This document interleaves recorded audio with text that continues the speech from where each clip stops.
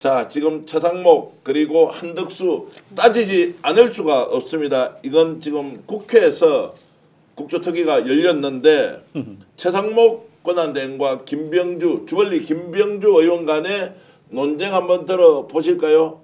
한 번 더. 문건에 대해서 받았는데 주머니에 넣었다고 했잖아요. 네. 그게 상식적으로 가능하다고 생각합니까? 비상시국 45년 만에 한 비상계엄인데 대통령이 준 지시문서를 부총리가 안 봤다는 것은 상식적으로 이해가 안 가죠. 만약에 안 봤다면은 솔직히 직무유기죠. 아니 그렇게 저는 생각 안 합니다. 그 당시에는 상당히 저한테는 초현실적인 상황이었고요. 그 다음에 초현실적인 사항이기 때문에 네, 그 그렇습니다. 대통령이 그리고 그 무슨 당시에는 지시를 했는지 봤을 거 그럼 그걸 누구한테 줬습니까? 아니 전 내용을 보지 못했고 쪽지 형태로 받았기 때문에 그걸 누구한테 줬? 저희 간부한테 가지고 있으라고 줬다고 합니다. 어느 간부한테? 저희 기획재정부 차관보입니다. 그럼 그걸 언제 다시 받았어요? 그게 저는 그러고 나서 한동안 그걸 인지하지 못하고 있다가요. 1시 50분쯤 1급 회의 끝날 때쯤에 저희 차관보가 저한테 리마인드 시켜줬습니다. 계엄이 발동돼서 대통령이 쪽지를 줬는데 이걸 안 보고 자기 차관보한테 줬대요. 네. 이걸 믿으라고 하면 믿어주는 게 맞습니까? 내용도 내용이지만 그 정식 문건입니다. 서류 적어도 크기가 A4 용지 정도 되는 문건인데 그걸 자꾸 쪽지라고 축소해서 자꾸 표현을 하는 것 자체가 일단은 본질을 호도하려고 하는 왜곡하려고 하는 그 저희가 보이고 그 다음에 이미 저기 지적하신 김병주 의원도 말을 했지만 어떻게 대통령이 건네주는 문서를 부총리가 또 엄중한 상황에서 전해준 거 아닙니까? 일상의 상태에서 전해준 것도 아니고 이 비상계엄의 상황에서 전해준 거면 부들부들 떨고 그냥 눈이 뚫어져라 봤을 것 같아요. 정상적인 사람이라면 그거를 안 보고 주머니에 넣니 뭐 이게 말이 안 되는 궤변을 눈빛만 보면 알아요. 거짓말인지. 실제 딱 보시면 거짓말인지 아십니까? 저는 이제 점쟁이가 아니라 모르는데 관심법 추정은 가능하죠. 거짓말을 하고 있구나라는 생각이 가능한 거고 늘 이런 식이었던 것 같아요. 우리 목사님 정확하게 말씀 주셨는데 이건 쪽지가 아니고 정확한 문건입니다. 그리고 타이핑까지 쳐가지고 줬다는 거 아닙니까? 근데 대통령이 계엄을 선포합니다. 본인은 반대했다고 얘기했기 때문에 이 현실을 누구보다 잘 알고 있었을 거예요. 왜냐하면 국민들보다 한두 시간, 1시간 정도를 먼저 알았지 않겠습니까? 그래서 그 발표한 이후에 쪽지를 줬는데 그거를 보지도 않고 그냥 주머니에 넣었다. 네. 어떻게든 빠져나가려고 하는 모습들인 거예요. 그러니까 이 저희가 계엄의 지적을 하는 핵심에서 거예요. 제일 중요한 게 이제 의회를 대신할 수 있는 비상대책 기구에 관한 그런 내용이 들어갔기 때문에 이게 얼마나 시한폭탄처럼 위력이 있는 사안인 거를 본인이 알기 때문에 계속 저렇게 거짓으로 일관하는 거죠. 그 내용에 이제 입법기구를 만들라고 한 것이 명백하게 위헌이기도 하고 위법하니까 그렇습니다. 아니까 그걸 못 아니까. 봤다고 끝까지 버텨야 되는 것이고. 봤어도 못 봤어야만 해요. 지가 살라면. 그렇죠. 네, 정말 처연합니다. 살자고 하는 그대로 그- 접으셨네요. 정말 처연한데 이렇게 접었다는 거예요. 근데 이거를 또 더구나 양복 뒷주머니에 넣었대.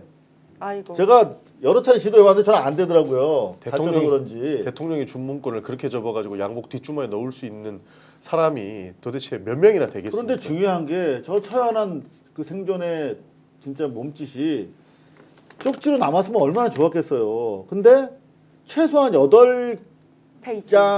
작성돼서 최소 8개 부처장한테 전달이 된 게 드러나 버렸어. 더 안 봤어야 되는 거야. 그러니까 아마 자기도 하기 어려운 연기를 검찰에 제출했는데 접은 흔적도 없다. 네.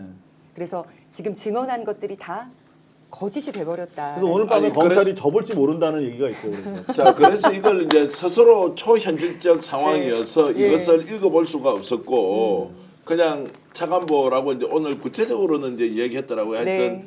자, 뭐 보좌진 이런 표현을 안 썼는데 스스로 초현실적 상황이었다라고 이제 이렇게 했는데 제가 보기에는 네. 저분이 초현실적이에요 지금. 맞아요. 국민들한테 설명을 할 수 없어. 근데 저는 자꾸 왜 이렇게 실패하는 계획들을 반복하는지 모르겠어요. 목사님 나와 계시지만 KBS 박장범 파우치박이라고 이렇게 멸칭도 붙었고 그 자가 조만한 파우치라고 디올백에 대한 언급을 명칭을 바꾸지 않습니까? 그래서 이 문건도 그냥 쪽지로 대체해서 어떻게 프레임 싸움에서 가보려고 하는 것 같아요. 근데 둘 다 실패한다. 그리고 진실이 드러나게 될 텐데 이렇게 하면 뭐 법적 처벌 면에서는 어떻게 될지 모르겠지만 국민들의 민심을 잃고 분노를 막 불을 지피는 데는 크게 작용할 것 같습니다. 실제로 이게 재판 가면은 나 본 적 없다라고 하면 이게 정상 참작이 되나요? 뭐 심증이 가야 되지 않겠습니까? 근데 아니, 예를 들어서 그거를 이제 봤는데 나 그 하기 싫어서 안 했습니다. 자, 비상입법기구를 만들라고 했는데 봤지만 그 하도 어처구니가 없어서 오히려 이거 안 하겠다라고 하면 더 명쾌하게 본인의 의사가 전달되는 거 아닌가요? 그러니까 처음부터 끝까지 그렇게 우기면은 예. 그렇게 볼 수도 있겠죠. 그러나 여러 가지 정황을 다 보고 재판관들이 판단을 하실 거기 때문에 저희가 봤을 때는 저것은 거짓말한다고 보지 않을까 싶습니다. 이게 끝까지 못 본 척하는 이유가 바로 그거지 않습니까? 본인이 예. 본 순간 내란 주요 임무 종사의 핵심이 돼버리는 그런 상황이거든요. 그때 당시에 쪽지를 줬던 사람들을 몇 명 보면 예.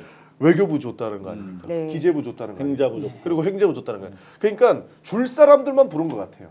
그러니까 네. 제 추측인 거죠. 왜냐하면 실제로 과기부 장관 전화도 안 하고 부르지도 않았고 교육부 장관. 노동부 장관 부르지도 않았고 전화도 네. 안 했어요. 근데 꼭 필요한 사람들만 불러가지고 이렇게 회의를 했다라는 것이고 그게 뭐 8페이지 나왔다라고 하는데 물론 이건 수사 내용에서 다 나와 봐야겠지만 실제로 주요 임무가 있는 그런 사람들만 부르지 않았을까 그렇게 추측이 가능한 거죠. 내란 드림팀으로. 일단 주요 업무를 담당할 선수들 불렀다가 그렇죠. 나중에 뭐 정적수 운운하면서 뭐 10명 뭐 이렇게 얘기 나오니까 추가로 부른 것 같은데 몇 명 더 불러라. 중요한 건 저는 지금 최상목의 심리 상태를 보면 아이씨 나 그냥 봤는데 이거 아니라고 해서 안 시켰다라고 할 걸 후회하는 것 같아. 그러니까 쪽지라고 하고 이게 다른 데서 안 터질 줄 알았던 것 같아.